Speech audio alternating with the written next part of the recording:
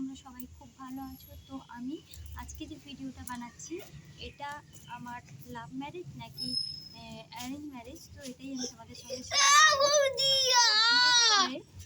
আমাকে প্রচুর অত্যাচারিত হতে হয়েছিল যখন ফার্স্ট আমি মানে বিয়ে হয়ে আসি। তো আমার বিয়েটা লাভ ম্যারেজ, এত পরিমাণ অত্যাচারিত হতে হয়েছিল যে এরকম মানে কষ্ট যেন না আর কোনো মেয়ের জীবনে আছে। তো আমার শাশুড়ি ননদ সবাই মিলে খুব কষ্ট দিয়েছে, এমনকি তোমাদের দাদা ভাই আমাকে বিয়ের পরপর খুব মারধর করতো। তো সেই কারণে মানে আমার ইচ্ছেই হয়েছিল না যে আর আমি সংসার করব, কিংবা মনে হচ্ছিল যে আমি সংসার ছেড়ে চলে যাব। কালকে তোকে আমি সরস্বতী পুজো নিয়েই যাবো না দেখ।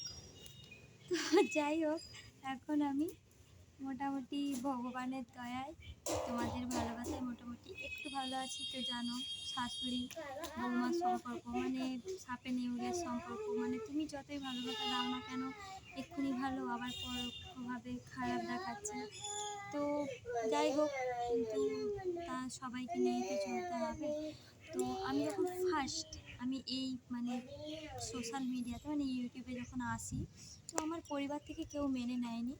তো অনেক লুকিয়ে ভিডিও করেছিলাম, মানে অনেকটা উঁচুতে উঠেছিলাম। তো তারপর আবার চ্যানেলটা হ্যাক হয়ে গেল। মানে সত্যি আমার কপালটাই খারাপ, মানে কি বলবো, আমার মতন যেন না পৃথিবীর কোনো মেয়ের কপালটা এরকম খারাপ হয়।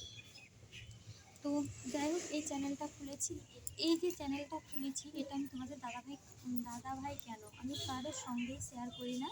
তো একমাত্র জানে আমার দুই বাচ্চা, মানে আমার মামনি বাবা, ওরাই জানে যে আমি ভিডিও করি বলে। তো আমি এখন ভেবে রেখেছি যতদিন না আমি সাকসেস পাচ্ছি ততদিন পর্যন্ত আমি মোটামুটি কাউকে বলবো না, মানে মনিটাইজেশন অন করা পর্যন্ত আমি কাউকে এই ব্যাপারে কিছু জানাবো না। তো তোমরা কি বলো, তোমরাও কি এই একই আমার এই ব্যাপারটা নিয়ে? তো সত্যি কথা বলতে অনেক কষ্ট করার পরে আমি এই ইউটিউব চ্যানেল খুলেছিলাম, এত কিছু করলাম। তারপর জানোই তো অনেকের অনেক রকম কথা, কী রে তুই যে এতদিন ইউটিউব করলি, কী রে তুই তো মনিটাইজেশন অন করতে পারিসনি, কী রে কত টাকা পেলি, অনেকের অনেক ধরনের টোনটিং করে কথাবার্তা। তুই যার কারণে আমার সেসব কোনো ভালোই লাগে না।